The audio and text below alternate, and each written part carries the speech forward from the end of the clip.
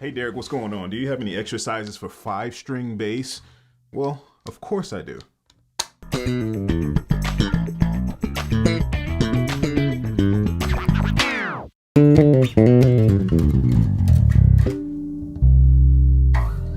So first and foremost, let me get this out of the way. The five string bass to me is really considered to be an extension of a four string bass. So that would be my question to whoever's asking that question. So if you want to know about five string exercises, are you familiar with the four string bass? So if you're familiar with that, you'll understand the concept of the five string bass. So there's four different exercises, or three. I think it's three or four. We'll see. It may be a bonus one that would help you understand the fifth string, which is the lowest string, the B string. So you want to be able to incorporate that note or that string inside of your playing. So the first concept that you want to understand is the octaves. So say if we're playing a major scale in octaves. Very simple, right? We're using the A string and the G string to play the C major scale. Octaves, C, C, D, D, E, E, F, F, and so forth. So now what you want to do is you want to go octave of that, the lower octave of the C. So the first C that you would have on that first fret, on that B string, that's your C. So now you have three C's. So you have two octaves really that you can work with in the frame of five frets. So you have a C here, and a C here. So you can actually do a 2-octave major scale if you wanted to, just within these frets. But just learning and being comfortable with playing the octave, it's going to work the same way. So as long as you know that major scale, you can follow along with the octaves of that on the B string and just utilize it. And the great thing about it is bass is geometrically made up of shapes. Okay, so once we have that concept down, when we add another string, and this goes for adding a higher string as well, we can actually use the same exact shapes that we've played using a four-string bass. So like I said, once you understand the concept of a four-string bass, adding strings will actually mean not too much to you. You'll be able to kind of navigate your way around naturally. So C major scale, that's the first exercise that you can do. C major scale, just octaves, starting on the B string. And then you'll start to learn the notes of that C major scale, because now it's going to be a little bit different. Now you have to recognize your C on your A string because that's what you're familiar with. So you have a C playing the octave here, D, E, F, G, A, which is an octave. And the thing about it is now you're not dealing with the fret markers. You have to think really octave wise, because here you have a fret marker on the 12th fret, but you don't have one on the B string here on the 10th fret. So now you have to think completely different, but the shape doesn't change. You still have that L shape of an octave. B, and then C, which is your C would land right here after the 12th fret. So you kind of have to take a mental note of that. The second exercise is to add arpeggios. Okay, you can actually add the scale or 2-octave scale within that first one, but we'll go over that a little later. So an arpeggio, just take for instance a C major 7 arpeggio. So let's keep it right here in the key of C so it'll be a little bit more comfortable for you. You can move this around as you wish after you get the concept down. So C major 7 arpeggio, we're going to play this way. C, E, G, B. That first C is going to be on your B string, your new B string, first fret, and then the 5th fret is going to be your E on the B string, 3rd fret, G string, 2nd fret, A string. Okay, so we're going to play it just like that, and then we're going to play another octave of it for us just to get used to playing it up and down the fretboard. So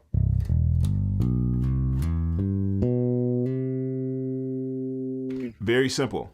Major 7 arpeggio, major 7 arpeggio. Very, very simple. Okay, so work that back and forth just to get you used to moving up that extra string, or just getting used to that extra string. Okay.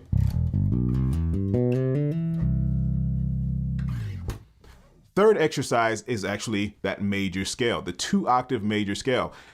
Now, in this case, you can actually do a 3-octave major scale if you want to, because now you have the range. Now you have the range of a B string, or the advantage of a B string. You can move all the way up to that 3rd octave. Okay, so let's work with 2 octaves right now. So same way we did the arpeggio is the same way we can work the scale.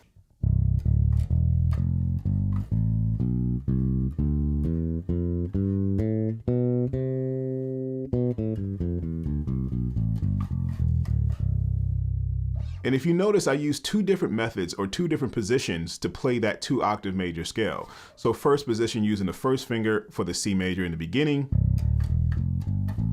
Now second position right here. And just combine the two. So it's a very, very simple way to combine major scales, arpeggios, just to get you used to playing the 5th string. Like I said, once you understand the concept of the 4th string, you'll be able to move and maneuver. If you get a 5 string, 6 string, 7 string, it doesn't matter. It's the same exact concept. So that's really what you have to keep in mind about this. There's exercises all over the place. And what I would add is you play what you would normally play on your 4th string on a 5. Same thing. So think about a keyboard, think about a piano. So you know how they have those little practice pianos like with 25 keys, or is it 25 keys? I don't know. Anyway, then they have like another one with like 48 keys. Is it 48? Don't quote me. But I think it's a little bit bigger. It has 40 something keys. And they have another one with 60 something keys, and then 88 keys, right? Yeah, I'm not a pianist, so don't quote me. So I know it's 80 something. But anyway, think about it like that. The piano doesn't change. The elements of the piano or the keyboard does not change. You just have more range, right? You have more range that you can work with. I think about that same way, or that same method with 5 string, 6 string, 7 string, 8 string, 9 string, if you want to keep going. But it's the same exact concept. You have more range. The instrument didn't change, but now you just have more range to do what, you could do on a smaller scale.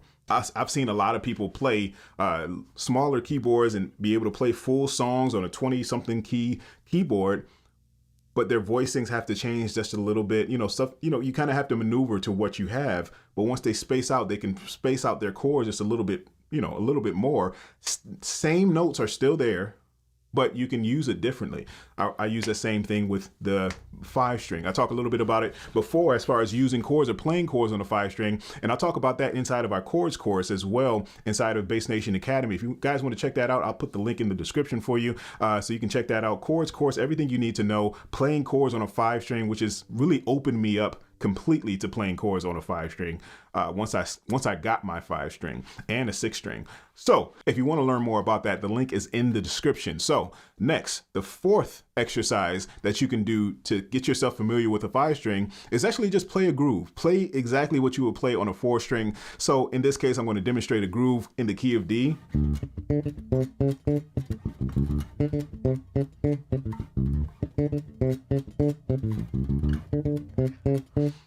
Play it on the 4 string in the key of D. I'm using the A string, D string, G string to play this groove.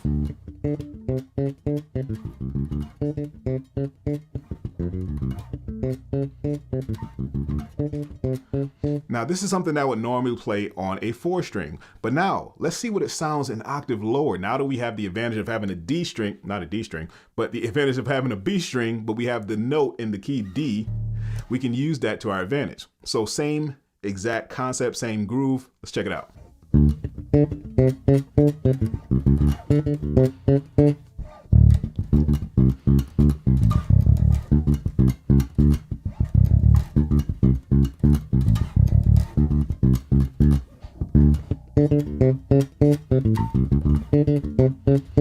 You hear the difference of the 2 different octaves. It gives it a completely different feel. Sometimes what I like to do is when I'm playing it or playing at a gig or something like that, or playing a song, I'll see how each one feels. I'll play the higher octave for a second, then go to the low just randomly, then go back up to the high. I'll even break it up sometimes and play the lowest note that I can possibly play, which is the D, inside of that same exact groove. So here it is.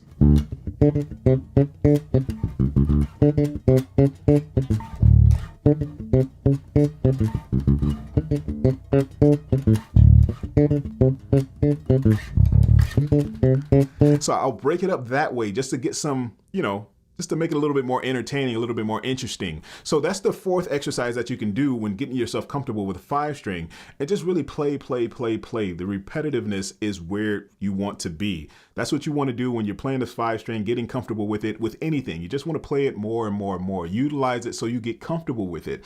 And sometimes when I'm playing 5-string, sometimes I notice that I'm not even utilizing it that much. I'm usually just playing the first 4 strings and not even really utilizing the B string. It's kind of like my secret weapon sometimes, and I'll go to it when I need to, or just kind of at different times or kind of random times that I would need to, or think about going to that B string or that lower note.